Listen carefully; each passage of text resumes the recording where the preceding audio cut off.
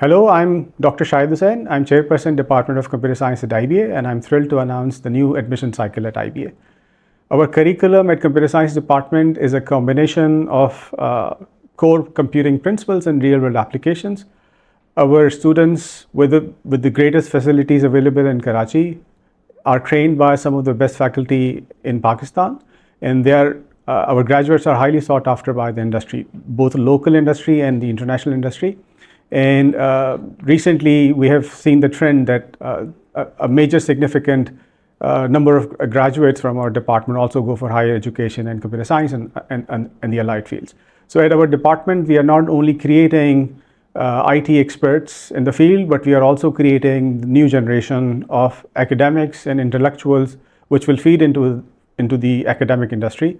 And hopefully we will keep continuing and improving the overall picture of computer science in Pakistan. So join us at IBA for the bright future in computer science. So we would like to see all of you, the great minds, to start your career in formal education and computer science at IBA. And we are all thrilled to see you here. So good luck for that.